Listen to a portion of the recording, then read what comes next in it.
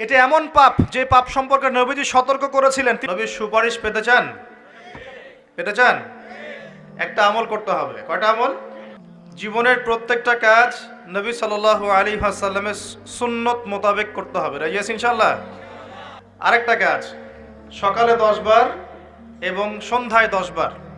সকালে 10 বার, সন্ধ্যায় 10 বার পড়তে হবে আল্লাহুম্মা সাল্লি আলা মুহাম্মাদিন ওয়া সাল্লিম। আল্লাহুম্মা সাল্লি আলা মুহাম্মাদিন ওয়া সাল্লিম, অথবা আপনি যে কোনো বিশুদ্ধ দরুদ পড়তে পারেন ইনশাআল্লাহ। সকালে 10 বার, সন্ধ্যায় 10 বার যে ব্যক্তি নবীর প্রতি দরুদ পড়বে, রাসূলুল্লাহ সাল্লাল্লাহু আলাইহি ওয়াসাল্লাম কিয়ামতের মাঠে তার জন্য সুপারিশ করবেন ইনশাআল্লাহ। আমরা দরুদ পড়ব তো ইনশাআল্লাহ? নবী সাল্লাল্লাহু আলাইহি ওয়াসাল্লামকে আল্লাহ পাক বলছেন, হে নবী মুহাম্মদ সাল্লাল্লাহু আলাইহি ওয়াসাল্লাম, আমি তোমার প্রতি এমন একটা কিতাব নাজিল করেছি। কোন কিতাব? কোন কিতাব? আল কোরআনুল কারীম। পড়তে জানি তো সবাই? কারা কারা কোরআন পড়তে জানেন না? হাত তোলেন দেখি। লজ্জার কিছু নাই। কোরআন পড়তে জানেন না কারা কারা? হাত তোলেন দেখি। আলহামদুলিল্লাহ। আমরা দোয়া করি আল্লাহ পাক আপনাদেরকে শেখার তৌফিক দান করুন। দোয়া করলে হবে না চেষ্টা লাগবে? সব কি দোয়া করে হয় না চেষ্টা লাগে? তাহলে আমরা একটু নিয়াত করতে পারি ইনশাআল্লাহ আগামী রমজান মাসেই, এই 1 মাসের মধ্যেই কোরআন পড়া শিখে শেষ করব ইনশাআল্লাহ। পারা যাবে না? আল্লাহর কাছে ওয়াদা করছেন তো? ওয়াদা ভঙ্গ করলে কি হবে? কি হবে? মুনাফিকের বৈশিষ্ট্য কয়টা? 4টা। কয়টা? এতদিন তো শুনছেন 3টা, তাই না? ভাই আবার বলছে 4টা। 4টা। একটা হাদিসের মধ্যে আছে মুনাফিকের বৈশিষ্ট্য 4টা। 1, যখন কথা বলে মিথ্যা বলে। কথা বললেই কি বলবে? মিথ্যা। আছে না লোকজন এমন? আচ্ছা। 2 নাম্বার হচ্ছে ওয়াদা করলেই খেলাফ। ওয়াদা করলে কি? খেলাফ। 3 নাম্বার, যখন কোনো আমানত দেয়া হয়, আমানত তো বুঝি, আমানত অঙ্গীকার, আমানত দেয়া হয় তখন সেটার খেয়ানত করে। 4 নাম্বার, যখন উত্তেজিত হয়ে যায়, কারোর সাথে ঝগড়াঝাটি বা কিছু হয়েছে, তখন বিচ্ছিরি ভাষায় গালিগালাজ করে। নবীজি বলছেন, যার মধ্যে 4টি বৈশিষ্ট্য আছে সে পাক্কা মুনাফিক। যার মধ্যে 4টার যে কোনো একটা আছে, যতক্ষণ সেটা ত্যাগ করছে না ততক্ষণ তার মধ্যে মুনাফিকের একটা আলামত থেকে যাবে। বলি নাউজুবিল্লাহ। আরও আছে মুনাফিকের আলামত, 2টা ওয়াক্তের নামাজ পড়তে খুব কষ্ট হয়। কয়টা ওয়াক্ত? কোন কোন ওয়াক্ত? আল্লাহ পাক আমাদেরকে পড়ার তৌফিক দান করুন। আর রমজান মাসে কোরআন তো শিখবেনই, 5 ওয়াক্ত নামাজও জামাতে পড়বেন ইনশাআল্লাহ। আর একটা পরামর্শ দেই ভাই হিসেবে, যাদের সামর্থ্য আছে রমজান মাসের এবং ঈদের যে বাজার ঘাট করতে হয়, বড় বড় বাজারগুলো, চাল ডাল তেল ইত্যাদি, এগুলো সামর্থ্য থাকলে আগে ভাগেই কিনে ফেলার চেষ্টা করেন। আর সামর্থ্য যাদের নাই তাদের কি হবে? যাদের সামর্থ্য আছে তারা তাদের বাসায় পৌঁছে দিবেন, যাদের সামর্থ্য নাই। পারা যাবে ইনশাআল্লাহ?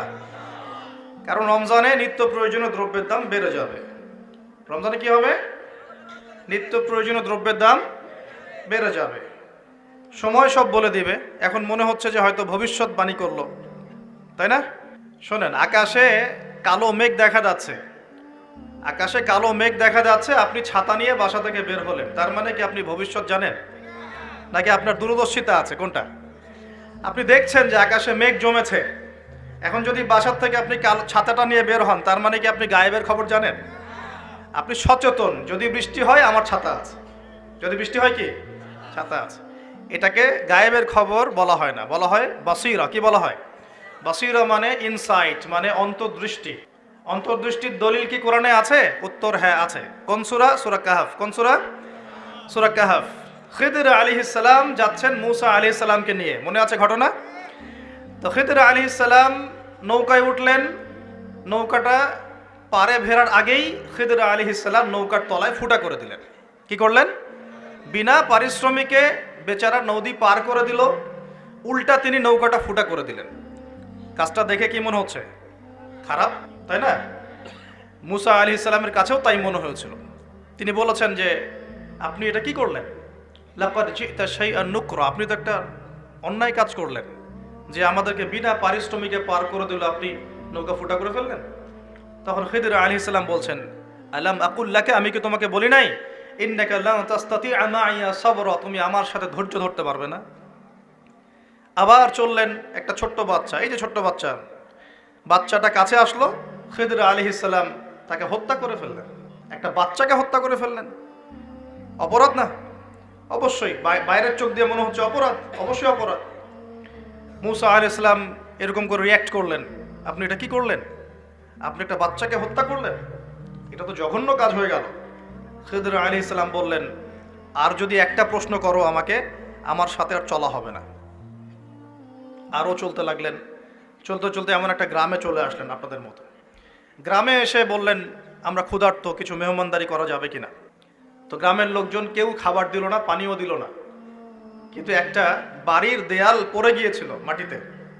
খিদর আলাইহিস সালাম নিজে রাজমিস্ত্রির কাজ করে দেয়ালটা নির্মাণ করে দিলেন, বিনা পারিশ্রমিকেই, কোনো পারিশ্রমিক নিলেন না।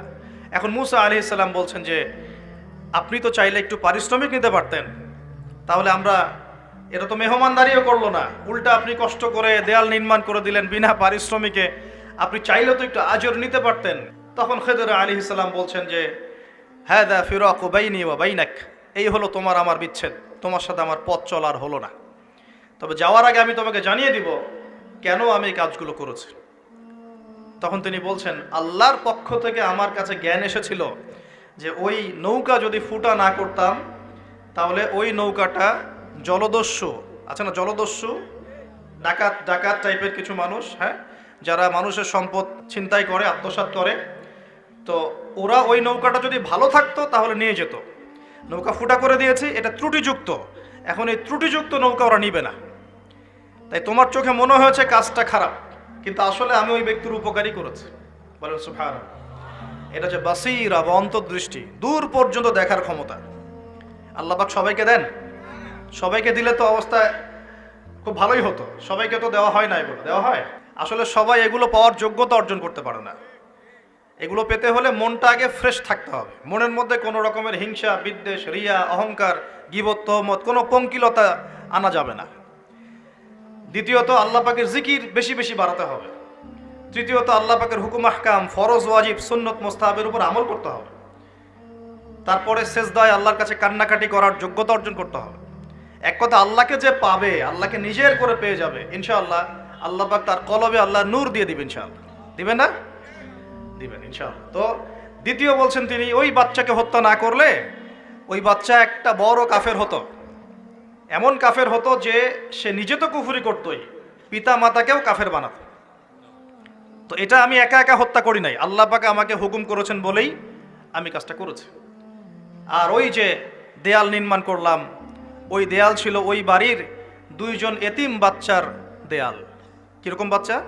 কানা আবুহুমা সালিহা, যাদের বাবা মা ছিল সালেহ, মানে সৎ। বাবা মা কিন্তু বেঁচে নাই, বাবা মা ছিল সৎ, এতিম বাচ্চা দুটো বেঁচে আছে।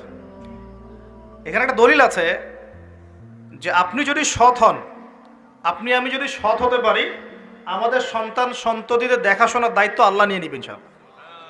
এই খিদর আলাইহিস সালাম তার পিতামাতা মারা যাওয়ার অনেক পরে সেখানে গিয়েছেন, দেয়াল নির্মাণ করেছেন। কেন? ওই দেয়ালের নিচে ওই পিতা মাতার রেখে যাওয়া সম্পত্তি ছিল এতিম বাচ্চাদের জন্য। ওই দেয়ালটা নির্মাণ না করলে মানুষ ওই সম্পদ লুট করে খেয়ে ফেলতো। তাহলে খিদর আলাইহিস সালাম উপকার করেছেন না অপকার করেছেন? আল্লাহ পাক, আপনি আমি সৎ হলে আমাদের সন্তানদেরকে আল্লাহ পাক চতুর্দিক থেকে এরকম হেল্প করবেন ইনশাআল্লাহ, আপনি থাকেন আর নাই থাকেন। কথা বুঝতে পারছেন? খিদর আলাইহিস সালাম অনেক পরে গিয়েছেন সেখানে, তার পিতা মাতা ইন্তেকালের অনেক পরে। আর আমরা এখন কি করি জানেন? উল্টা করি। আমরা এখন দুনিয়াতে বেঁচে থাকতেই আমাদের সন্তান স্ত্রীদের জন্য, হালাল হোক আর হারাম হোক, হালাল হারামের পরোয়া না করেই যত পারি কালো টাকা, সাদা টাকা এগুলো একত্রিত করার চেষ্টা করি। কি জন্যে করে জিজ্ঞাসা করবেন? সন্তানের জন্যে, স্ত্রীর জন্যে, ভবিষ্যৎ প্রজন্ম ভালো হবে, ওদের বাড়ি করে দেই, ওদের জন্য একটা গাড়ি করে দেই, একটু জমি কিনে দেই, চাষবাস করবে, খাবে দাবে, তাই না? সব কিন্তু মানুষ এগুলোর জন্যই করে। এগুলোর জন্য করতে গিয়ে আপনি সমিতিতে নাম লেখাচ্ছেন, সুদ খাচ্ছেন, কখনো কখনো কেউ ঘুষ নিচ্ছে না, দুর্নীতি করছে, হালাল হারাম কালো সাদার পরোয়া করছে না, আসলেই হলো। তো এই চিন্তাটা আল্লাহ পাক আমাদেরকে ত্যাগ করার তৌফিক দান করুন। আর এই সূরা দলিল যে যদি পিতামাতা সৎ হয় তাহলে প্রজন্মের দেখাশোনার দায়িত্ব স্বয়ং আল্লাহ নিয়ে নিবে ইনশাআল্লাহ। এগুলো কোরআন খুঁটে খুঁটে পড়তে হবে, তাহলে বুঝে আসবে ইনশাআল্লাহ। আল্লাহ পাক আমাদের সবাইকে রমজান মাসে কোরআন শেখার তৌফিক দান করুন। প্রিয় ভাইরা, রমজান মাসে অবশ্যই কোরআন তেলাওয়াত করবেন, কমপক্ষে প্রতিদিন এক পারা করে, প্রতিদিন এক পারা, 30 দিন 30 পারা, এক মাসে কোরআন খতম হবে ইনশাআল্লাহ। এবং তারাবির নামাজ জামাতে এবং খতম তারাবি পড়ার চেষ্টা করবেন, এবং সবচেয়ে সুন্দর তেলাওয়াত করতে পারে এমন কাউকে ইমামতির দায়িত্ব দিবেন। এবং আরও চেষ্টা করবেন সমাজের বিত্তশালী যারা আছেন, সামর্থ্যবান ইমাম খতিব যারা তারাবি পড়াবেন, হাফেজে কোরআন, তাদের হাদিয়া তৌফা বেশি করে দেওয়ার জন্য, যাতে তাদের অন্য টেনশন না থাকে। সারা মাস তারা এইভাবেই ইবাদত করবে, আমাদের সবাইকে নিয়ে নামাজ কালাম পড়াবেন, তাদের পরিবারের দায়িত্ব আমরা নিয়ে নিব ইনশাআল্লাহ। পারা যাবে তো নাকি? সামর্থ্যবান যারা আছেন আগে ভাগে কিছু বাজারঘাট করে রাখতে পারে, সামর্থ্য নাই যাদের, তাদের ব্যাপারে কি হবে, আমরা আমাদের অংশ থেকে ওদেরকে খাওয়াবো ইনশাআল্লাহ। পারা যাবে না ইনশাআল্লাহ? 5টা খেজুর দিয়ে যদি ইফতার হয়ে যায়, তাহলে 6 নাম্বার খেজুরটা দান করে দেবো, পারবো না? পরিস্থিতি কিন্তু খারাপ, আস্তে আস্তে বুঝবেন অর্থনীতি কোন জায়গায় এসে ঠেকছে। অপচয় যদি বন্ধ না হয়, দুর্নীতি যদি বন্ধ না হয়, ঠিক আছে, পাচার যদি বন্ধ না হয়, এই যে ইকোনমিক স্যাংশনগুলো যদি আমরা উঠাতে না পারি, হ্যাঁ, রিজার্ভ যদি না বৃদ্ধি হয়, এই কৃষিভিত্তিক ইকোনমিক সিস্টেম যদি প্রবৃদ্ধি না দেখে, সুদ যদি অ্যাভয়েড করতে না পারি, জাকাত যদি প্রতিষ্ঠা না করতে পারি, অন্যের খাবারের দায়িত্ব নিতে না পারি, সমস্যা আছে, জাতির সামনে সমস্যা আছে। কি সমস্যা? সময় হলে বুঝতে পারবে। 5টা খেজুর দিয়ে ইফতার হয়ে গেলে 6 নাম্বার খেজুরটা কি করব? দান। বিত্তশালী যারা আছেন রমজান মাসে অবশ্যই জাকাত দিয়ে দিবেন। জাকাত দিবেন না? জাকাত কেন? কারণ আপনার সম্পদের মধ্যে যে গরিবের হকটা আছে, এটা বের করে নিয়ে আপনি তার ঘরে পৌঁছে দিবেন। তাহলে কি হবে? ও না খেয়ে মরবে না ইনশাআল্লাহ, ওর কাছেও 3 বেলার খাবার থাকবে ইনশাআল্লাহ। আল্লাহ পাক আমাদের সবাইকে আল্লাহ পাকের প্রদত্ত কোরআন এবং কোরআন কেন্দ্রিক অর্থনীতি বোঝার তৌফিক দান করুন। আর কোরআন মানলে কারো কোনো সমস্যা হওয়ার কথা? পৃথিবীর শুধু কি মুসলিমদের জন্যই কোরআন, নাকি অমুসলিমদের জন্যও কোরআন? আল্লাহ পাক কি বলছেন শোনেন। আল্লাহ পাক এই কিতাবে দরদ মাখা কণ্ঠে বলছেন, সূরা কাহফের 54 নম্বর আয়াতে। কত নম্বর আয়াত? 54। আল্লাহ পাক বলছেন, ওয়ালাকাদ সাররাফনা ফি হাযাল কুরআন লিন্নাস মিন কুল্লি মাসাল। আল্লাহ বলছেন, আমি এই কোরআনের মধ্যে মুসলিমদের না, লিন্নাস মানব জাতির জন্য, পুরো মানব জাতির জন্য প্রত্যেকটা বিষয়কে ব্যাখ্যা করে দিয়েছে। কে ব্যাখ্যা করেছেন? শুধু মুসলিমদের জন্য না, পুরো মানব জাতির জন্য? তাহলে পুরো মানব জাতির কল্যাণ আছে কোন কিতাবে? সেই কোরআন তো এখন পুড়িয়ে দিচ্ছে মানুষ, দিচ্ছে না? কেন পোড়াচ্ছে? কি কারণ? কারণ কোরআন তাদের চলমান সমস্ত জাহেলিয়াত এবং জুলুমের বিরুদ্ধে কথা বলেছে। এই কারণে কোরআনের প্রতি এত ক্ষোভ। কোরআন সুদকে ঘৃণা করে, ওরা সুদকে ভালোবাসে, ওরা সারা বিশ্বে সুদ ছড়িয়ে দিয়েছে। কোরআন সমকামিতাকে ঘৃণা করে, করে না? ছেলে ছেলে জেনা, এটা কোরআন ঘৃণা করে না? ওদের ওখানে এটা বৈধ। মাদকদ্রব্য কোরআন কি জায়েজ করেছে না হারাম করেছে? ওদের ওখানে এটা জায়েজ, বৈধ, সবাই খায়। পতিতাবৃত্তি, এটা কি কোরআন জায়েজ করেছেন না জায়েজ করেছে? ওদের ওখানে দেখা যায় 10টা মেয়ের মধ্যে 5টাই পতিতা। এমনই খবর তো হয়তো রাখেন কতটুকু জানি না। ওখানে দেখা যায় যে বিয়ের আগে একটা মেয়ে কমপক্ষে 10 বার সেক্স করে, এবং বিভিন্ন মানুষের সাথে। একটা ছেলে বিয়ের আগে কমপক্ষে এভারেজে 15 থেকে 20টা মেয়ের সাথে যৌন সম্পর্ক করে। তো এই ফ্রি সেক্স মানে সেক্সটা উন্মুক্ত, যে যার সাথে ইচ্ছা করতে পারে। এটা ওদের কাছে ফ্যাশন। কোরআন এখানে বিরুদ্ধে কথা বলছে। কোরআন বলছে, ওয়ালা তাকরাবু জিনা, জিনার কাছেও যেও না। সারা বিশ্বে অসহায় মানুষগুলোর উপরে নির্যাতন, নিপীড়ন, জুলুম চাপিয়ে দিচ্ছে, আর কোরআন বলছে জালেমের সহযোগী হয়েও না। মানে প্রতিটা ক্ষেত্রেই কোরআন তাদের চলমান জুলুমের বিরুদ্ধে কথা বলছে বলেই কোরআনের বিরুদ্ধে এত ক্ষোভ। কোরআনকে পুড়িয়ে ফেলতে চায়। আল্লাহর কিতাবকে পুড়িয়ে ফেলা সহজ? আল্লাহর কিতাবকে যে পুড়িয়ে ফেলবে, যে সাথে দুশ্মনী করবে, আল্লাহ পাক তাকে ছেড়ে দিবেন? কখনো ছেড়ে দিয়েছেন? আজকে আমরা দেখব যে আল্লাহ পাক কোন কোন যুগে কিভাবে আযাব দিয়েছেন। শুনবেন তো ইনশাআল্লাহ? মনোযোগ দিয়ে শুনতে হবে। যে আয়াতটা বলছিলাম, আল্লাহ পাক বলছেন, হে মুহাম্মদ বলেন সাল্লাল্লাহু আলাইহি ওয়াসাল্লাম, আমি তোমার প্রতি এমন কিতাব নাজিল করেছি, এমন একটা অলৌকিক, আমার পক্ষ থেকে এমন একটা কিতাব নাজিল করেছি, তিবিয়ানান লিকুল্লি শাই। আরবি যারা বোঝেন তাদেরকে জিজ্ঞাসা করে দেখবেন। তিবিয়ানান লিকুল্লি শাই, প্রতিটা বিষয়কে আমি এখানে এক্সপ্লেইন করেছি, ব্যাখ্যা করেছি। এমন কিতাব নাজিল করেছি, এরকম কিতাব আগে কখনো নাজিল করা হয়নি। যেখানে প্রত্যেকটা বিষয় ব্যাখ্যা করা আছে, এমন কোনো কিতাব নাজিল করা হয় নাই।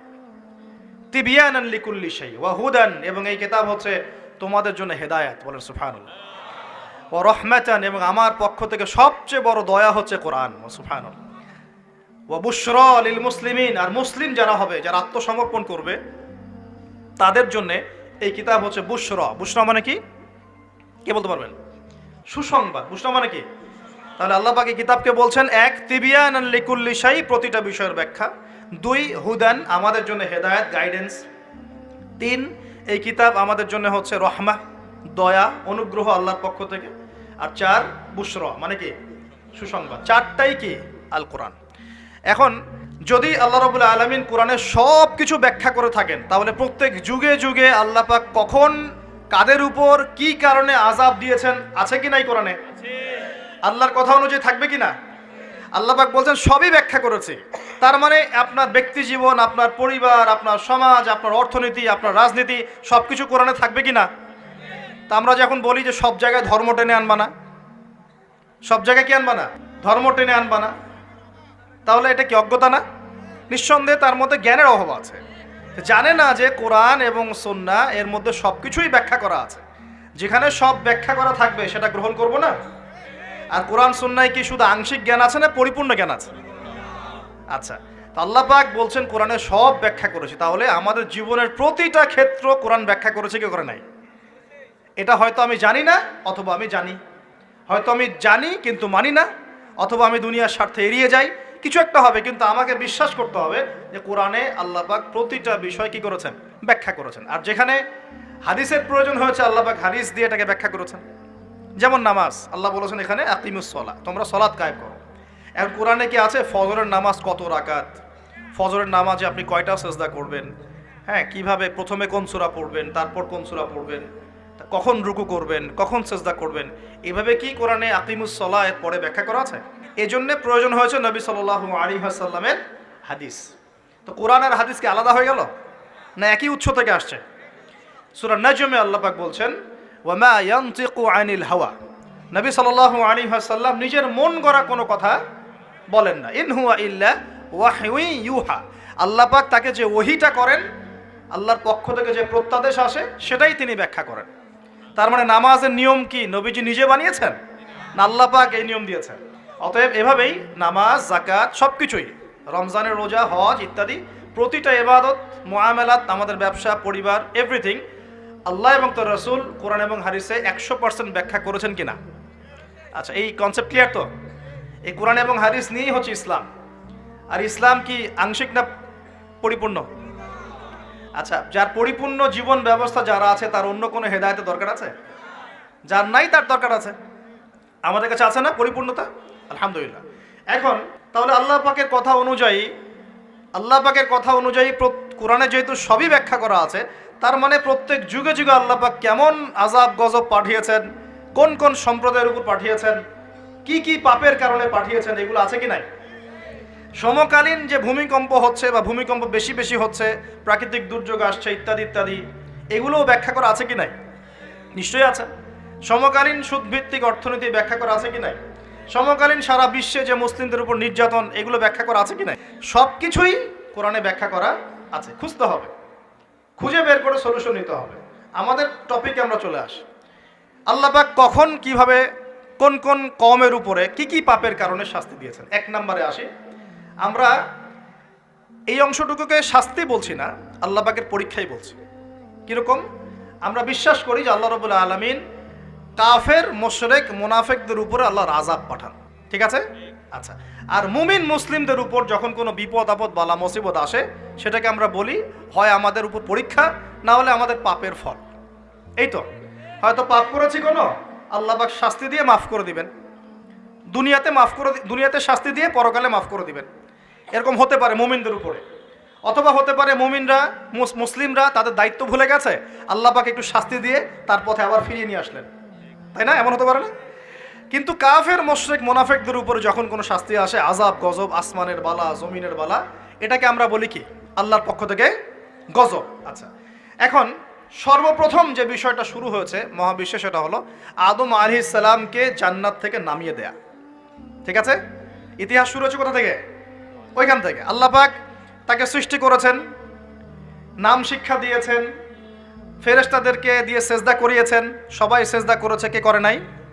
ইবলিস। এরপর আল্লাহ পাক তাকে জান্নাতে রেখেছেন, তার পাঁজর থেকে হাওয়া আলাইহিস সালামকে সৃষ্টি করেছেন, করে বলেছেন তোমরা জান্নাতে থাকো, যা ইচ্ছা খাও, ওয়ালা তাকরাবা হাযিহিশ শাজারা, এই গাছের কাছেও যেও না, এই গাছের কাছেও যেও না, মানে এই বাঁশের কাছেও এসো না, যেমন কথা এরকম, মানে বাঁশ ক্রস করে আসবে এমন না, কাছেও আসবে না, ধার কাছেও আসবে না। আচ্ছা, এবার ইবলিস ওয়াসওয়াসা দিয়ে গেল যে আমি কি তোমাদেরকে এমন গাছের কথা বলে দিব যে গাছের ফল খেলে তোমরা চিরস্থায়িত্ব জীবন লাভ করবে এবং ক্ষমতা লাভ করবে, কখনো মরবে না। এক পর্যায়ে আমাদের পিতামাতা ডিসিভড হয়ে গেলেন, তারা ফল খেয়ে ফেল। এর ফলশ্রুতিতে তাদের গায়ের কাপড় খুলে পড়ে গেল। মনে আছে, আমি অনেকদিন বলেছি এগুলো, লেকচার রিপিট করছি না, অন্য লেকচারে শুনে নেবেন। তাদের গায়ের কাপড় কি হয়েছে? খুলে পড়ে গেছে। আমাদের পিতামাতাকে কে নগ্ন করে দিল? ইবলিস। এরপর আল্লাহ পাক তওবা কবুল করলেন, তারা বললেন রব্বানা যালামনা আনফুসানা ওয়া ইল্লাম তাগফির লানা ওয়া তারহামনা লানাকুনান্না মিনাল খাসিরিন। আল্লাহ পাক মাফ করে জান্নাত থেকে সবাইকে দুনিয়ায় নামিয়ে দিলেন। তাহলে মানুষকে সৃষ্টি করেছেন কে? অন্য কোনো প্রাণী থেকে সৃষ্টি করেছেন না সরাসরি? হ্যাঁ, সরাসরি। আর আমরা কি পৃথিবীর বাসিন্দা না জান্নাত থেকে আসছি? আচ্ছা, এতটুকু তো ক্লিয়ার। আল্লাহ পাক নামিয়ে দিলেন পৃথিবীতে, দিয়ে বললেন যে কুল নাহবিতু মিনহা জামিআ, তোমরা সবাই নেমে যাও। ফাইম্মা ইয়াতিয়ান্নাকুম মিন্নি হুদান, পৃথিবীতে তোমাদের কাছে আমার পক্ষ থেকে হেদায়েত আসবে, আসমানি কিতাব আসবে, নবী রাসূল আসবেন। ফামান তাবিআ হুদায়া, যারা হেদায়েত মেনে চলবে, ফালা খাউফুন আলাইহিম ওয়ালা হুম ইয়াহজানুন, তাদের কোনো ভয় নাই, কোনো টেনশন নাই। আর ওয়াল্লাযীনা কাফারু ওয়া কাযযাবু বিআয়াতিনা, যারা দুনিয়াতে আমার আয়াতগুলোকে মিথ্যা প্রতিপন্ন করবে, অস্বীকার করবে, কুফরি করবে, ফাউলাইকা আসহাবুন নার, এরা হবে জাহান্নামের অধিবাসী, হুম ফিহা খালিদুন, তারা সেখানে চিরস্থায়ী হবে। কার সাথে? ইবলিসের সাথে। ইবলিস তো জাহান্নামে যাচ্ছেই। আর ইবলিস চ্যালেঞ্জ করেছে যে আমি আদম সন্তানের সরল পথে ওত পেতে বসে থাকবো, আর ওর ডান দিক থেকে আসবো, বাম দিক থেকে আসবো, সামন থেকে আসবো, পিছন থেকে আসবো, ওয়ালা তাজিদু আকসারাহুম শাকিরিন, আল্লাহ বেশিরভাগ আদম সন্তানকে আপনি শুকরগুজার পাবেন না। ওর চ্যালেঞ্জও করে ফেলছে, আমরাও পৃথিবীতে চলে আসলাম। এই যে পৃথিবীতে নেমে আসলাম, আগে জান্নাতে ছিলাম, এটা পরীক্ষা না? তাহলে দুনিয়ার জীবনটা পরীক্ষা না? এই দুনিয়ার জীবনের সময় কারো জানা আছে? আর কারাগারের জীবনে কি কেউ নিজের মন গড়া পদ্ধতিতে চলতে পারবে? কারাগারে কেউ নিজের মনের মতো চলতে পারে না? একটা রুটিন থাকে, তার বাইরে যেতে পারে না। কোনটা? তো এই দুনিয়ার জীবনকে নবীজি বলেন নাই যে দুনিয়া সিজনুল লিল মুমিন, দুনিয়া হচ্ছে মুমিনদের জন্য জেলখানা, কারাগার, ওয়াল জান্নাতুল লিল কাফির, কাফিরদের জন্য কি? জান্নাত। তাহলে এখন দেখেন তো যে কারাগারে বসে যে আমরা বেনামাজি বসে আছি, কারাগারের জীবনে বসে আমরা যে সুদ খাচ্ছি, কারাগারের জীবনে বসেই জেনা করতেছে, কারাগারের জীবনে বসেই যে অশ্লীলতা, ফাহেসা, ব্লু ফিল্মস এগুলো দেখতেছে, কারাগারের জীবনে বসে মাদক খাচ্ছে, কারাগারের জীবনে বসে, যে কারাগারের মালিক আল্লাহ, সেখানে বসেই আল্লাহ দ্রোহিতা করতেছে, করে না? তা কাজটা কি ঠিক হচ্ছে? আল্লাহ পাক আমাদেরকে দুনিয়ার জীবনের মর্ম বোঝার তৌফিক দান করুন। আচ্ছা, এবার আসেন এই জীবনটা কেন? লিয়াবলুয়াকুম আইয়ুকুম আহসানু আমালা। আল্লাহ বলছেন এই পৃথিবীর জীবনটা একটা উদ্দেশ্য দিয়েছে, একটা উদ্দেশ্য। আল্লাহ পাক দেখতে চান তোমাদের মধ্যে আমলে ভালো কে। আল্লাহ পাক দেখতে চান না আমাদের মধ্যে গতানুগতিক আমলে কে, এভারেজ মুসলিম। আল্লাহ এভারেজ দেখতে চান না, আল্লাহ দেখতে চান লিয়াবলুয়াকুম আইয়ুকুম আহসানু আমালা। হাসানের সুপারলেটিভ ফর্ম হচ্ছে আহসান। যেমন কবির মানে বড়, আকবার মানে হচ্ছে সবচেয়ে বড়। আমরা বলি আল্লাহু আকবার, আমরা আকবার শব্দ ইউজ করি। এখানে হাসান না বলে আল্লাহ বলছেন আহসান। আল্লাহ দেখতে চান আমলে আমাদের মধ্যে শ্রেষ্ঠটাকে, মানে কে গতানুগতিক মুসলিম, এটা আল্লাহ দেখতে চান না। আল্লাহ দেখতে চান আমাদের মধ্যে বেটার কে, বেস্ট কে। কথা বুঝতে পারছেন না? আচ্ছা, এখন বেস্ট হতে হলে কি করতে হবে? গতানুগতিক চললেই হবে না, একটু বেশি এফোর্ট দেওয়া লাগবে। এই জন্য নামাজ, রোজা, হজ, জাকাত, পর্দা, পরিবার ইসলাম, হ্যাঁ, ইসলামের জন্য দাওয়াতি কাজ করা, ইসলাম প্রতিষ্ঠার চেষ্টা করা, এগুলো না করলে কি বেস্ট হওয়া যাবে? বেস্ট হওয়া যাবে? খালি জুমায় নামাজ পড়লে, ঈদে নামাজ পড়লে, তারাবি নামাজ পড়লে হবে? কোরআন তেলাওয়াত না শিখলে হবে? আল্লাহ পাক আমাদের কোরআন বোঝার তৌফিক দান করুন। এই যে পৃথিবীর জীবনে আসলাম, ব্যাস এটা একটা পরীক্ষা। এই প্রথমটাই কি আল্লাহ পাকের একটা নারাজগি না? আল্লাহ পাক কি খুশি হয়েছিলেন গাছের ফল খাওয়ার পরে? আল্লাহ কি বলেছিলেন জানেন? আল্লাহ বলছেন ইয়া আদম, হে আদম, আলাম আকুল লাকুমা, আমি কি তোমাদের দুজনকে বলি নাই? কোন দুজন? আদম এবং হাওয়া আলাইহিস সালাম। আলাম আকুল লাকুমা, আমি কি তোমাদের দুজনকে বলি নাই, ইন্না শাইতানা লাকুমা আদু মুবিন, শয়তান তোমাদের স্পষ্ট শত্রু, আমি কি বলে দেই নাই? আল্লাহ পাক রাগ হন না একটু? আল্লাহ পাক রাগ হয়েছেন, কিন্তু একটা হাদিসেই আছে আল্লাহ পাকের রহমত তার ক্রোধের উপরে বিজয় লাভ করেছে। আলহামদুলিল্লাহ, আল্লাহ পাকের রহমত কি হয়েছে? আল্লাহর রাগ নারাজগির উপরে বিজয় লাভ করেছে। আল্লাহ পাকের কাছে যখন আমরা তওবা করি, আল্লাহ পাক সমস্ত রাগ যেটা নারাজ হয়েছেন আমাদের উপরে, এটা বাদ দিয়ে আমাদের উপর রহম করা শুরু করেন। আলহামদুলিল্লাহ। তো যখন আদম আলাইহিস সালাম ক্ষমা চাইলেন, রব্বানা যালামনা আনফুসানা ওয়া ইল্লাম তাগফির লানা ওয়া তারহামনা লানাকুনান্না মিনাল খাসিরিন, বলি আমিন, তখন আল্লাহ পাক সবাইকে মাফ করে দিয়েছেন। কিন্তু জান্নাতে থাকা হলো না। এবার আসেন পৃথিবীতে। এই যে আদম আলাইহিস সালামের এখন বংশবৃদ্ধি হচ্ছে, এখানে হাবিল কাবিল ঘটনা মনে আছে? এই শুরু হলো পৃথিবীর হিস্ট্রি। হাবিল ভালো ছেলে, সৎ সন্তান, সে আল্লাহ পাকের সমস্ত হুকুম আহকাম মেনে চলার চেষ্টা করে। কাবিলের দেখে হিংসা হয়। কি হয়? প্রথম সমস্যা কি হলো তাহলে? এই হিংসা এখন মুসলিমদের মধ্যে নাই, আছে কি নাই? সমাজের মধ্যে অনেক দাড়ি টুপি নিয়ে অনেক কাবিল ঘুরে বেড়ায়, কি বেড়ায় না? দেখতে মনে হয় আমাদেরই মতো, কিন্তু আমরা মানে মরলে মিলাদ দিবে, ভাবটা এরকম। হ্যাঁ, দেখা যায় যদি কোনোদিন কোনো সমস্যা হয় মিষ্টি বিতরণ করা শুরু করবে। এক মুসলমান ভাই জেলে চলে গেছে, আর একজন মিষ্টি বিতরণ করা শুরু করতেছে। এই হয়েছে না অবস্থা? হয়েছে কি না? এখানে কাবিল আর হাবিলের সেই হিংসা আছে কি নাই? এখন আল্লাহর শাস্তি কি হলো দেখেন। এবার কাবিল তো হাবিলকে হত্যা করে ফেললো, ব্যাস আল্লাহ রাব্বুল আলামিন কাককে পাঠালেন। কাকে? কাক এসে ঠোঁট দিয়ে মাটি খুঁড়ে খুঁড়ে খুঁড়ে দেখাচ্ছে কিভাবে হাবিলকে দাফন করব। বেচারা কাবিলের জানা নাই কিভাবে ভাইকে এখন দাফন করব। ওই কাকের কাছ থেকে শিখতে হলো যে কিভাবে মৃত ভাইকে দাফন করতে হয়। সুবহানাল্লাহ। এখন দেখেন ওই কাক খুব প্রাচীন প্রাণী, কিন্তু কাক হচ্ছে একটা প্রাচীন সৃষ্টি আল্লাহ পাকের। আল্লাহ কাককে পাঠিয়ে দিয়েছেন, দিয়ে মাটি খুঁড়ে দেখিয়েছেন যে দেখো এইভাবে কি করতে হয়, দাফন করতে হয়। একটা কাক যদি মারেন, দেখবেন পুরো এলাকার কাক এসে জড়ো হয়ে গেছে। দেখছেন? কাক কিন্তু ইতিহাসের প্রথম খুনাখুনির সাক্ষী। কাক, বুঝতে পারছেন না মনে হয়? মানব সৃষ্টির ইতিহাসের প্রথম যে খুনাখুনি, ভাইয়ে ভাইয়ে যে মারামারি, এই খুনাখুনির প্রথম সাক্ষীকে কাক। চিন্তা করেন। আল্লাহ আমাদেরকে প্রকৃতি থেকে শেখার তৌফিক দান করুন। কাক নিজের ভাইয়ের গোশত খায় না? খায়। এখন মুসলমানের গোশত খায়। এক মুসলমান বিপদে পড়লে অন্যটা মিষ্টি বিতরণ করা শুরু করে। কিভাবে তার মানহানি করবে, কিভাবে তাকে অপমান করবে, কিভাবে তার বিরুদ্ধে ষড়যন্ত্র করবে, কিভাবে তাকে ফাঁসাই দিবে, এই চিন্তাই অলওয়েজ মাথায় ঘোরাফেরা করতেছে। হাবিল কাবিলের কারণে প্রথম এই যে হাবিল কাবিলের ঘটনার প্রেক্ষিতে আল্লাহ পাক কি করেছেন শোনেন। আল্লাহ রাব্বুল আলামিন তার নবীর মাধ্যমে আমাদেরকে জানিয়েছেন। হাদিসটা শোনেন, খুবই মারাত্মক হাদিস। নবীজি বলেছেন, এই পৃথিবীতে প্রথম হত্যাকাণ্ড সংঘটিত করেছে কাবিল। কে? সে একজন নবীর সন্তান না? নবীর ছেলে হয়েও নবীজি বলছেন সাল্লাল্লাহু আলাইহি ওয়াসাল্লাম, এই পৃথিবীতে যত মানুষ খুন হবে, খুন হয় না মানুষ, যত মানুষ খুন হবে, এই সমস্ত খুনের পাপের একটা অংশ কাবিলের আমল নামায় যোগ করা হবে।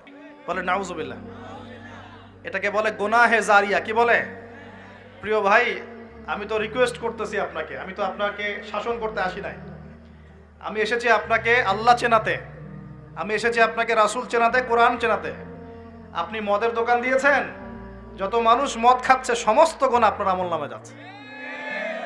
একটা হারাম সিনেমা হল করেছেন, যত মানুষ এখানে সিনেমা দেখছে সমস্ত পাপ আপনার হচ্ছে। একটা তামাকের কারখানা দিয়েছেন, সবাই হারাম খাচ্ছে, আপনার গুনাহ হচ্ছে। সুদ ছড়িয়ে দিয়েছেন, নিজে খাচ্ছেন, এখন সবাইকে খাওয়াচ্ছেন, গুনাহ হচ্ছে আপনার। সবার গুনাহ আপনার ঘাড়ে এসে যুক্ত হচ্ছে। ঠিক যেভাবে একটা মাদ্রাসা করেছেন, একটা মসজিদ করেছেন, একটা নলকূপ স্থাপন করেছেন, এই রাষ্ট্রীয় দায়িত্বে আছেন, রাস্তাঘাট করে দিয়েছেন, এর বদৌলতে যে মানুষ উপকৃত হচ্ছে, আপনি কবরে গেলেও নেকি পাবেন ইনশাআল্লাহ। কি পাবেন? নেকি পাবেন। একটা ব্রিজ নির্মাণ করে দিয়েছেন, যত মানুষ এটাতে পারাপার হবে, উপকৃত হবে, আপনি নেকি পাবেন ইনশাআল্লাহ। ঠিক একইভাবে আপনি আমি যদি এরকম গুনাহে জারিয়ার কোনো মাধ্যম চালু করে যাই, কবরে চলে গেলেও ওই গুনাহ কি হবে? অটোমেটিক আসতে থাকবে। আল্লাহ আমাদেরকে বোঝার তৌফিক দান। তো এবার পৃথিবীর ইতিহাসের প্রথম এই ঘটনা হলো। এরপরে কি হয়েছে? এরপরে যে আল্লাহ পাকের শাস্তিটা নেমে আসলো। কাবিল কিন্তু জাহান্নামে যাচ্ছে। কেন? ভাইকে হত্যা করার কারণে। আল্লাহ পাকের কাছে সবচেয়ে মারাত্মক পাপ হচ্ছে মানুষকে হত্যা করা। শিরকের পর, কুফরির পর মারাত্মক পাপ হচ্ছে মানুষকে হত্যা করা। আল্লাহ রাব্বুল আলামিন তার নবীর মাধ্যমে জানিয়েছেন, একজন ব্যক্তি যদি লা ইলাহা ইল্লাল্লাহ বলতে পারে, এই একজন মুসলিম যে লা ইলাহা ইল্লাল্লাহ বলে, সে বেঁচে থাকা পর্যন্ত আল্লাহ পাক কিয়ামত দিবে না ইনশাআল্লাহ। একজন মুসলমানের কত দাম চিন্তা করেন, কত দাম! আল্লাহু আকবার। তো এখানে একজন মুসলিমকে হত্যা করলো কে? কাবিলের আমল নামায় সব পাপ যেটা থাকলো, তার মানে আল্লাহর আযাব আসার প্রথম কারণ কি হলো? হিংসা। কি কারণ? অতএব হিংসা করতে থাকলে আল্লাহর শাস্তি কি হবে? আসবে। এরপর আরো সামনে যান, এবার আসেন নূহ আলাইহিস সালাম। নাম মনে আছে? 950 বছর তার কওমকে দাওয়াত দিয়েছেন। কত বছর ভাই? একটু চিন্তা করেন তো, চোখ বন্ধ করে 950 বছর কতদিন হতে পারে? 950 বছর মানে প্রায় 1000 বছর। প্রায় 1000 বছর তিনি তার কওমকে দাওয়াত দিয়েছেন। কিভাবে? আমাদের মতো ওয়াজ মাহফিল না, দাওয়াত দিয়েছেন। তিনি বলছেন, ইন্নী দাআউতু কওমি লাইলা ওয়া নাহারা। আল্লাহ, আমি আমার কওমকে দাওয়াত দিয়েছি দিন রাত 24 ঘন্টা। এটা সূরা নূহের মধ্যেই আছে, দেখবেন পড়ে। ওয়ালাম ইয়াজিদহুম দুআই ইল্লা ফিরারা। আমার দাওয়াত শুনে এরা খালি পালিয়ে গেছে আমার থেকে, কাছে আসে নাই, খালি পালিয়ে গেছে। কান বন্ধ করে ফেলতো, কাপড় দিয়ে মাথা ঢেকে ফেলতো, আর আমাকে বলতো পাগল। কি বলতো? পাগল। নূহ আলাইহিস সালামকে আল্লাহ পাক তারপরে বললেন, তুমি একটা কাজ করো, তুমি নৌকা নির্মাণ করো। কি করো? এই যে নৌযান নির্মাণ করা, এই সারা পৃথিবীর বাণিজ্য বন্ধ হয়ে যাবে যদি নৌযান না থাকে। জানেন, এই যে এক্সপোর্ট ইম্পোর্ট শিপিং সব বন্ধ হয়ে যাবে। কিভাবে? যদি নৌযান না থাকে। আর এই নৌযান সর্বপ্রথম কে সৃষ্টি করেছে? আর এখন আমাদেরকে বলে যে ইসলাম হচ্ছে সেকেলে, না? এরা প্রযুক্তি খুব উন্নয়ন। নূহ আলাইহিস সালাম সর্বপ্রথম মানুষ যিনি এই পৃথিবীর মধ্যে নৌযান নির্মাণ করেছেন। বলে সুবহানাল্লাহ। সভ্যতা শুরু হয়েছে নবীদের হাতে। সভ্যতা কি হয়েছে? নবীদের হাতে শুরু হয়েছে, আর শেষও হবে নবীদের হাতে ইনশাআল্লাহ। কোন নবীর হাতে শেষ হবে? হ্যাঁ, মাশাআল্লাহ, ঈসা আলাইহিস সালামের হাতে। আপনারা তো আমার লেকচার শুনেন না, বুঝতেছেন যে ঈসা আলাইহিস সালাম আসবেন। হ্যাঁ, তিনি আসবেন, এমনি এমনি আসবেন না। তিনি আসবেন এই ইহুদিবাদীদের হাত থেকে এই জেরুজালেম মুক্ত করার জন্য। তিনি আসবেন ইনশাআল্লাহ। অপেক্ষা করতে বলেন খালি। আজকে যে জুলুম আর নির্যাতন সারা বিশ্বে করছে, ঈসা আলাইহিস সালাম যখন আসবেন, পাথর পর্যন্ত কথা বলা শুরু করবে। পাথর কথা বলবে, গাছ কথা বলবে। ইয়া মুসলিম ইন্না ওয়ারালিয়াহু তাআল ফাকতুলহু। আসো, আমার পিছনে একটা লুকিয়ে আছে, আসো হত্যা করে যাও। ঈসা আলাইহিস সালামের হাতে দাজ্জাল মারা যাবে এই যে বাবেলুদ নামক জায়গায়। এই বাবেলুদ জায়গাটা এখন প্যালেস্টাইনের মধ্যে পড়েছে। ওইখানে দাজ্জালকে মারা হবে। ঈসা আলাইহিস সালামের নিঃশ্বাস তার গায়ে গিয়ে লাগবে, ও মারা যাবে। ঈসা আলাইহিস সালামের দোয়া ইয়াজুজ আর মাজুজের ধ্বংস হবে। ঈসা আলাইহিস সালাম জেরুজালেম থেকে পুরো বিশ্বে আবার ইসলামিক খেলাফা কায়েম করবেন ইনশাআল্লাহ। এটা না হওয়া পর্যন্ত কিয়ামত হবে না ইনশাআল্লাহ তাআলা। অতএব হতাশ হওয়ার কিছু নাই। তো যেটা বলছিলাম, সভ্যতা শুরু হয়েছে নবী দ্বারা, শেষ হবে কার হাতে? নবীর হাতে। এখন নূহ আলাইহিস সালাম 950 বছর দাওয়াত দিয়ে কি ফলাফল হলো? 40টা বা 80টা পরিবার ইসলাম কবুল করেছে। কতটা? এখানেই তো আপনারা মাশাআল্লাহ হাজারা মানুষ বসে আছেন, কথা শুনছেন, সৌভাগ্যের বিষয়। সারা জীবন দাওয়াত দিয়ে 40 বা 80টা ফ্যামিলি। আল্লাহ পাক বললেন, নৌযান নির্মাণ করো, আমার আযাব আসতেছে। কি আসতেছে? আযাব আসতেছে। কেন আযাব? কারণ এই মানুষগুলো, নূহ আলাইহিস সালামের কওমের লোকগুলো একটা মহাপাপ করেছিল। তারা ওয়াদ্দা, ইয়াগুস, ইয়াউক, নাসর এরকম কিছু মূর্তি বানিয়ে নিয়েছিল, এবং এই স্ট্যাচুগুলোর তারা ওয়ার্শিপ করত, উপাসনা করত। এমনি এমনি উপাসনা করতো না, আপনাকে বুঝাচ্ছি। প্রথম যে প্রজন্মটা ছিল ওদের, ওই প্রজন্মকে শয়তান ওয়াসওয়াসা দিয়েছে কি, যে এই ওয়াদ্দা, ইয়াগুস, ইয়াউক, নাসর এই যে নামগুলো সূরা নূহে আছে, এই ব্যক্তিরা ছিল খুব পুণ্যবান সৎ ব্যক্তি, তারা খুব ভালো আল্লাহওয়ালা ছিল, আল্লাহর ওলি ছিল। শয়তান ওয়াসওয়াসা দিয়েছে তোমরা এই তাদের মূর্তি নির্মাণ করে মসজিদের বাইরে রেখে দিবে। মসজিদের কোথায়? বাইরে। যাওয়া আসার সময় ওদেরকে দেখলে একটা মানে উৎসাহ আসবে যে আমরাও তাদের মতো হই। শয়তান এইভাবে নেক্সট স্রোতে ধোঁকা দিয়েছে। ওই জেনারেশন এই কাজটাই করেছে। এরপর আরও 100-200 বছর চলে গেছে, শয়তান এবার পরের জেনারেশনকে ওয়াসওয়াসা দিয়েছে, আরে তারা তো অনেক বড় বড় মানুষ ছিলেন, এখন মসজিদের বাইরে না, ওদেরকে ভিতরে ঢুকাও। এবার তারা ওই মূর্তিগুলো সব ভিতরে ঢুকানো শুরু করেছে। এটা হিস্ট্রি পড়ে দেখেন, তাফসির আছে, জালালাইন পড়ে দেখেন, ইবনে কাসির পড়ে দেখেন।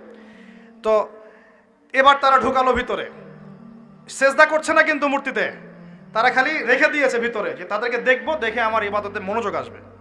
উদ্দেশ্য কিন্তু ভালো, উদ্দেশ্য কি ভালো। এবার এই প্রজন্ম যখন চলে গেল, পরের প্রজন্মকে শয়তান বলছে আরে তারা আল্লাহর ওলি ছিল, তাদের কাছে চাইলেই পাওয়া যাবে। এবার সরাসরি সেজদা শুরু হলো মূর্তিতে। এইভাবে গ্র্যাজুয়ালি আস্তে আস্তে আস্তে আস্তে শয়তান প্রথম মূর্তি পূজা চালু করেছে বিশ্বের মধ্যে। বুঝলেন কিভাবে? নেক্সট শুরুতেই ধোকা দিয়েছে শয়তান। আমরাও এখন মুসলমানরাও সুবহানাল্লাহ, আমরাও এখন এগুলোর পিছনে পড়ে যাচ্ছি, পড়ছি না? সবার ঘরে ঘরে ছবি মূর্তি এখন, সুবহানাল্লাহ। আর এই যে আমাদের সেলফি সংস্কৃতি, এটাও তো একটা মূর্তির অংশ হয়ে যাচ্ছে। প্রয়োজনীয় ছবি তোলা যায়, অপ্রয়োজনীয় ছবি তোলার কি দরকার আছে? মুসলিমরা কি করবে? আসসালামু আলাইকুম রহমতুল্লাহ, ওয়ালাইকুম আসসালাম রহমতুল্লাহ, মুসাফা করবে। মুসাফা থেকে ফারেক হওয়ার আগেই গোনা সব ঝরে পড়ে গেছে। এইটা সুন্নত। ভাই তাকান, দুই তাকান, ভাই হুজুর তাকান, কি দরকার আছে এগুলার? প্রয়োজন নাই। আর এগুলো আমাদের পরকালে বাঁচাবে না। পরকালে বাঁচাবে? যে নবীর যত সুন্নত অনুসরণ করবে সে নবীর তত কাছে থাকবে ইনশাআল্লাহ। তো দেখেন নূহ আলাইহিস সালামের সবচেয়ে বড় পাপ কি ছিল? ওই কওমের, নূহ আলাইহিস সালামের কওমের সবচেয়ে বড় পাপ কি ছিল? শিরকের পাপ। কিসের পাপ? শিরক আর কুফর। এর ফলে আল্লাহ পাক কি করলেন দেখেন। এরপর আল্লাহ পাক বলছেন তুমি সবগুলোকে একজোড়া করে উঠাও নৌকায়। এখন যত এই যে প্রজাতির গাছপালা দেখছেন, পশু পাখি দেখছেন, সব একজোড়া একজোড়া করে তিনি উঠালেন। কোথায়? তাহলে চিন্তা করেন নৌকাটা কত বড় ছিল, বিশাল। আল্লাহু আকবার।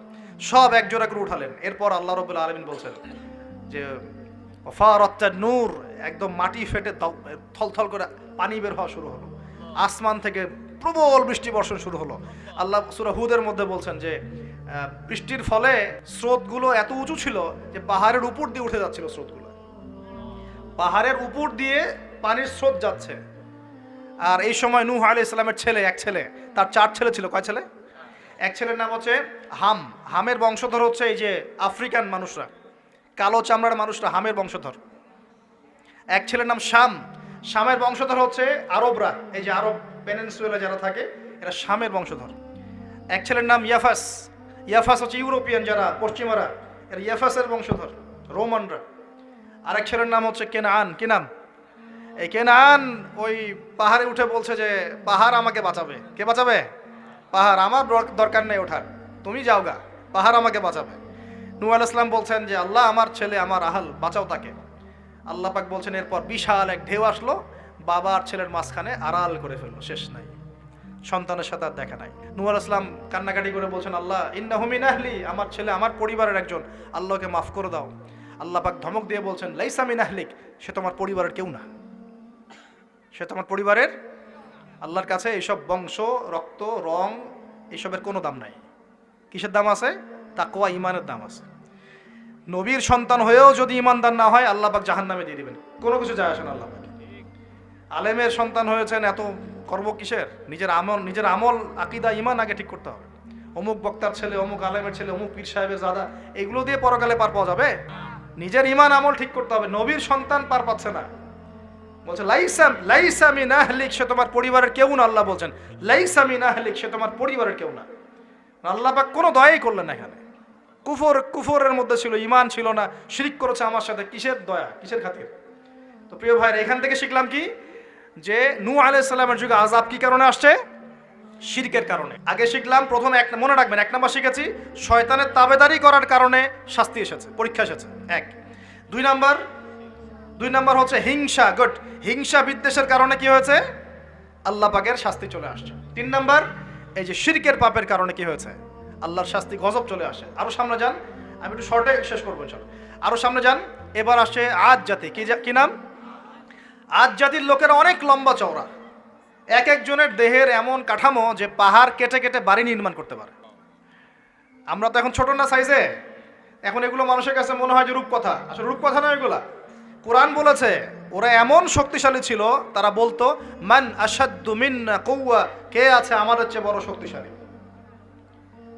এবার হুদ আলাইহিস সালামকে পাঠানো হলো এদের মধ্যে হেদায়েতের বাণী নিয়ে। তো হুদ আলাইহিস সালাম দাওয়াতি কাজ করলেন, অল্প কিছু মানুষ ঈমানদার হলো, বাকিরা কাফের থেকে গেল। আর যারা কাফের থাকলো তারা বলল যে নিয়ে আসো আল্লাহর আযাব দেখি, কত বড় আযাব আনতে পারো, আনো দেখি। আল্লাহ রাব্বুল আলামিন তাদের ব্যাপারে বলেছেন যে ওয়াম্মা আদুন, এবং আদ জাতির ক্ষেত্রে ফাহলাকনা বিরিহিন সরসরিন আতিয়া, প্রচণ্ড ঘূর্ণিঝড় বাতাস দিয়ে ওদেরকে আমি উপরে ফেলে দিলাম। সুবহানাল্লাহ। মাত্র 6 দিন 7 রাত বাতাস প্রবাহিত হয়েছে, ঘূর্ণিঝড় বাতাস, এই ঝড় দিয়ে আল্লাহ পাক আজ জাতিকে উপরে ফেলে দিয়েছে। আল্লাহ বলছেন ওরা বাড়ির সামনে এমন করে পড়েছিল যেন মনে হচ্ছে যে ওই যে গাছের ডাল পড়ে থাকলে যেমন হয় না, খেজুর গাছের ডাল, ওই রকম করে পড়েছিল। বিশাল শক্তিধারী। কি অপরাধ ছিল ওদের? মান আশাদ্দু মিন্না কুওয়া, আমাদের চেয়ে শক্তিশালী আর কে আছে? এই যে অহংকার, এটা কি অহংকার, বিগাইরি হক, অন্যায়ভাবে অহংকার প্রদর্শন করা। আর শিরিক কুফর তো ছিলই, ওটা তো ছিলই, পাশাপাশি এক্সট্রা অপরাধ ছিল অহংকার করা। আরেকটা কাজ করতো ওরা অহেতুক বিভিন্ন কনস্ট্রাকশন নির্মাণ করতো, অহেতুক পাহাড় কেটে ওইটা, এটা কেটে ওইটা, মানে বিভিন্ন সৌধ ভাস্কর্যরা নির্মাণ করা শুরু করতো, অহেতুক কোনো কাজ না, অপচয়। এই অপচয় ছিল ওদের একটা পাপ। এই পাপের কারণে আল্লাহ পাক আজ জাতিকে একটা সমূলে উৎপাদিত করে ফেলেছে, শেষ। এরপরে আসলো সামুদ জাতি। ওই জাতিকে আল্লাহ পাক পাঠালেন ওখানে সালেহ আলাইহিস সালাম। সালেহ আলাইহিস সালাম সেখানে গিয়ে দাওয়াত দিলেন। আল্লাহ পাক দোয়া কবুল করে একটা উটনি পাঠিয়েছেন। এই উটনিটা তোমাদের জন্য বরকতময়, ওকে টাচ করবে না, ও থাকলে তোমাদের মধ্যে রিজিক প্রশস্ত হবে, তোমরা ভালো থাকবে। এখন ওখানকার মধ্যে এক নেতা, সে গিয়ে ওই উটনিটাকে জবাই করে খেয়ে ফেলছে। কথা বুঝতে পারছেন? আর এমনি তো অহংকার করতোই, শারীরিক শক্তি বেশি ছিল। তারা বলতো, এরাও বলতো মান আশাদ্দু মিন্না কুওয়া, আমাদের যে শক্তিশালী আর কে আছে। হ্যাঁ, আরেকটা কাজ তারা করতো, ওয়াইদা বাতাসতুম জাব্বারিন, তারা মানুষকে খুব নির্মমভাবে প্রহার করত। কি করতো? ওই যে মারামারি করে না এখন মানুষ, নির্মমভাবে মানুষকে মারে না, হকি স্টিক দিয়ে এইখানে সেইখানে, কোনো ক্ষেত্রে রিমান্ডে কি মাইটটা মারা হয় না। এই যে মানুষকে মারা আল্লাহ পাক খুব অপছন্দ করেন। বিনা বিচারে মানুষকে মারা আল্লাহ পাক কঠিন অপছন্দ করেন। ওই আদ জাতি আর সামুদ জাতি মানুষকে নির্মমভাবে পিটাইত। ওয়াইদা বাতাসতুম, আল্লাহ সূরা আপনার শুআরার মধ্যে বলছেন, ওয়াইদা বাতাসতুম, তোমরা যখন কাউকে পিটাও, বাতাসতুম জাব্বারিন, কঠিন পিটাও, তোমরা কঠিন মায়ের মারো একদম। আল্লাহ পাক খুব অপছন্দ করেন আদম সন্তানকে হাত তোলা। আর আমরা তো কিছু হলেই গালে থাপ্পড় মারি না, এটা করি না? এই হাদিসটাও মনে রাখবেন, মানুষের গালে মারা নিষেধ আছে, জানতেন? মানুষের চেহারার মধ্যে মারা নিষেধ আছে। এই গালে চর মারা, গালে নাকে ঘুষি মারা, এই জিনিসগুলো নিষেধ আছে।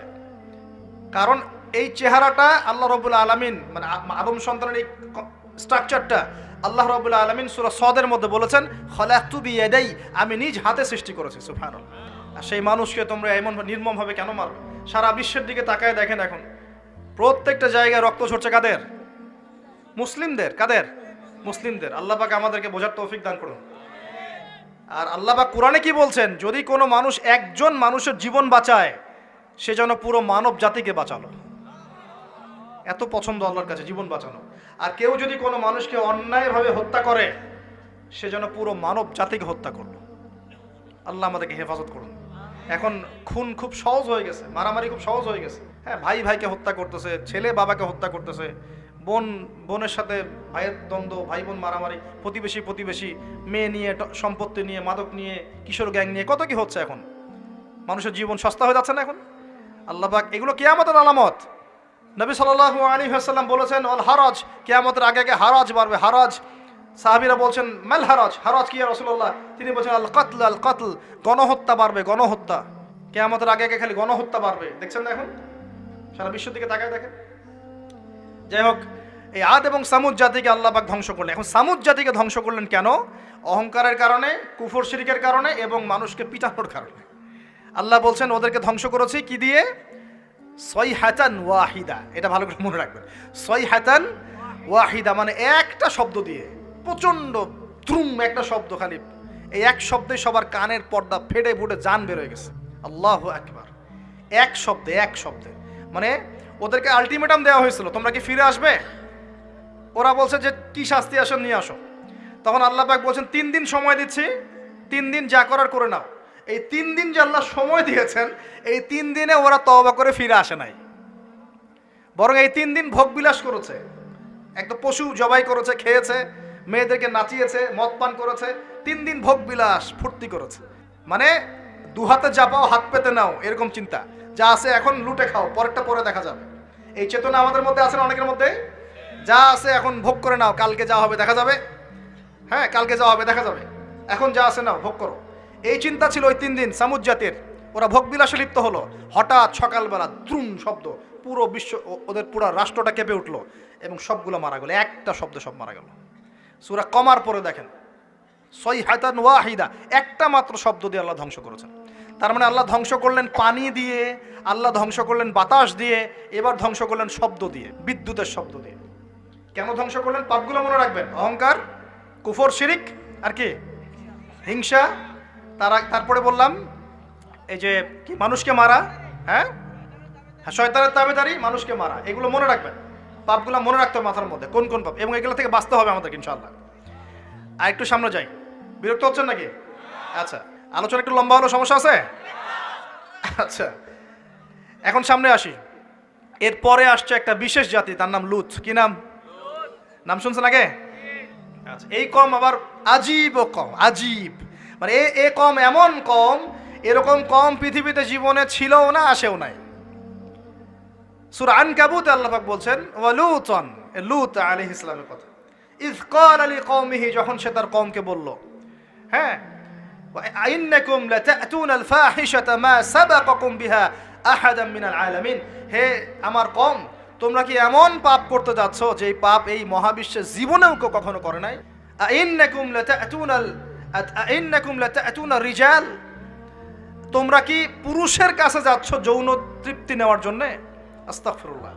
ওয়া তাকতাউনাস সাবিল, আর ডাকাতি করছো রাস্তার মধ্যে, রাস্তার মধ্যে ডাকাতি করতো, আর পুরুষে পুরুষে জেনা করতো। বলেন নাউজুবিল্লাহ। এমন একটা অবস্থা, মানে এমন একটা অবস্থা যে আল্লাহ পাক ওদেরকে শাস্তি দেওয়ার জন্য 2 জন ফেরেশতাকে পাঠিয়েছেন। একজনের নাম জিবরাইল আলাইহিস সালাম, একজন হচ্ছে মিকাইল আলাইহিস সালাম। এখন তারা এসেছেন লূত আলাইহিস সালামের বাসায় কিসের রূপ ধরে? সুন্দর বালকের রূপ ধরে। ছোট ছোট বালক দেখতে সুন্দর লাগে না? ছোট ছোট কচি কাঁচা বালক দেখতে সুন্দর লাগে না? তো এই রূপ ধরে 2 জন ফেরেশতা আসছেন, উদ্দেশ্য এদেরকে শাস্তি দিবে। এখন এরা কি করছে জানেন? এরা লূত আলাইহিস সালামের বাসায় গেছে। বাসায় গিয়ে বলছে তোমার ওই যে মেহমান, ওদেরকে নিতে আসছি। এবার লূত আলাইহিস সালাম বলছেন যে হা উলাই বানাতি ইন কুনতুম ফাইলিন, আরে তোমরা যদি চাও আমার মেয়েদের মধ্যে আমার মেয়েদেরকে বিয়ে করে নাও, পারলে তোমরা আমার মেয়েদেরকে প্রয়োজনে বিয়ে করে নাও, আমার মেহমানদের সামনে আমাকে অপমানিত করো না। আলাইসা মিনকুম রাজুলুন রশিদ, তোমাদের মধ্যে কি একজন ভালো মানুষও বাকি নাই?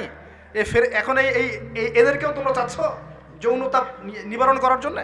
আলাইসা মিনকুম রাজুলুন রশিদ, তোমাদের মধ্যে কি একটা ভালো মানুষও বাকি নাই?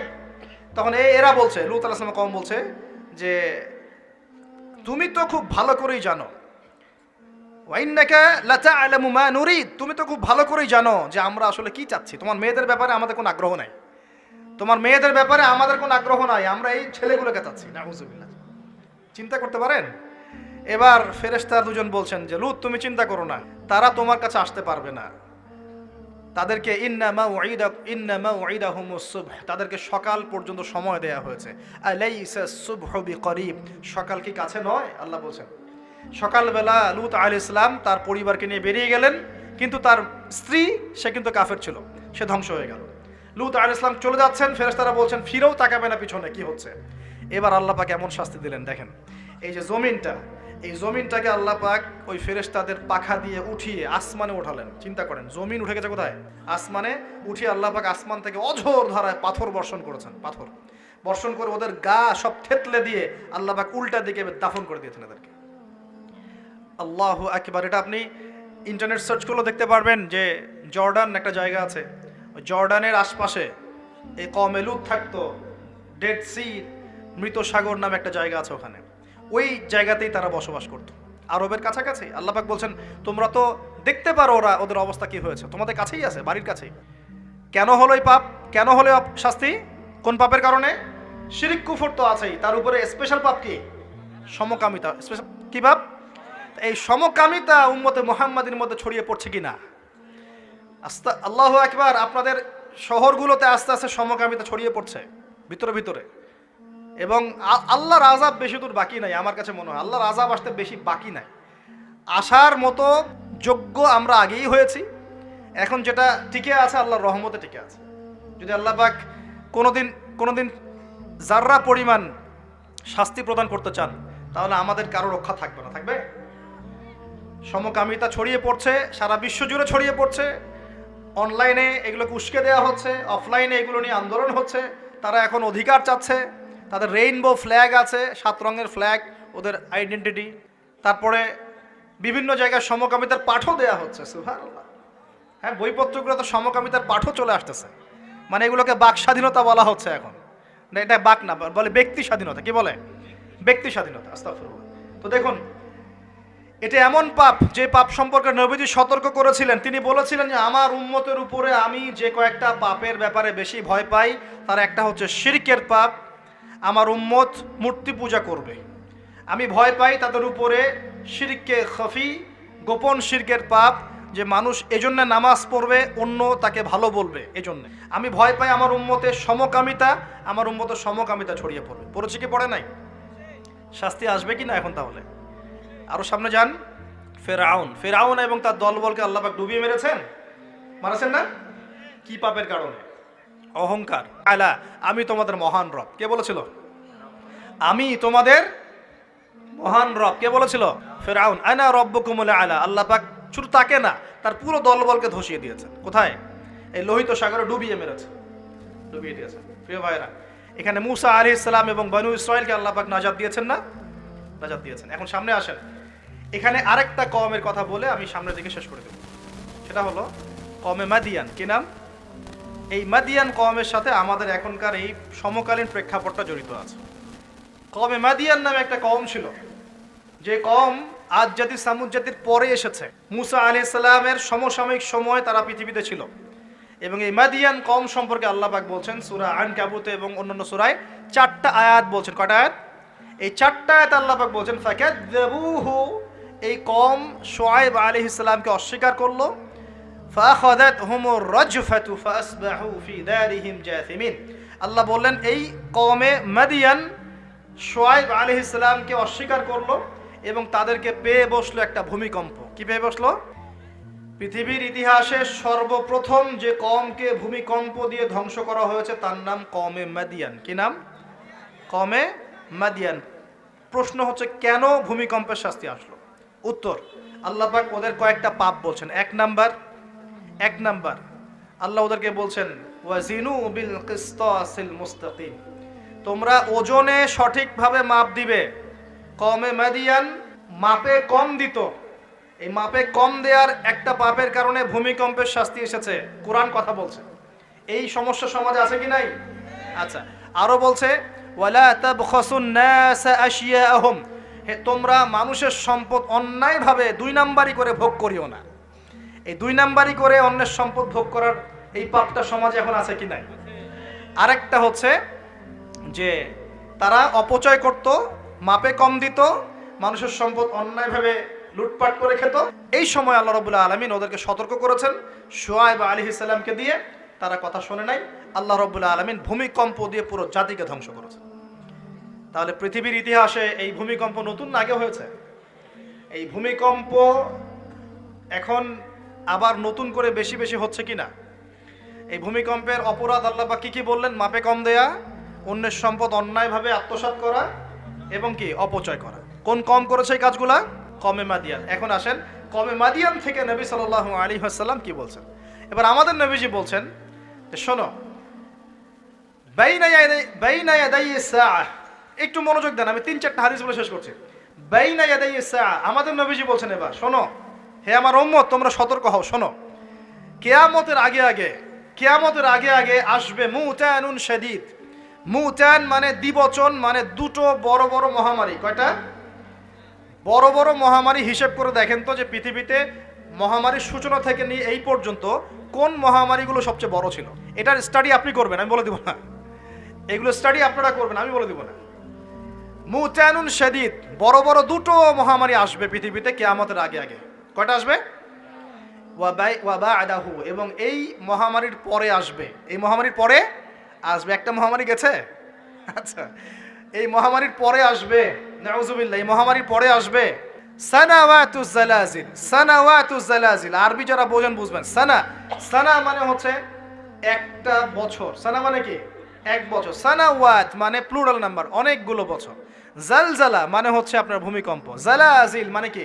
ভূমিকম্প সমূহ, বহু বচন, মানে মহামারীর পরে আসবে সানাওয়াতুজ জালাজিল, ভূমিকম্পের বছরগুলো। মানে বছর ধরে, বছরের পর বছর ধরে পৃথিবীতে বিভিন্ন জায়গায় ভূমিকম্প হতে থাকবে। কে বলেছেন? নবী সাল্লাল্লাহু আলাইহি ওয়াসাল্লামের কথা কি সত্য না মিথ্যা? আস্তাগফিরুল্লাহ, সত্য না মিথ্যা? সত্য।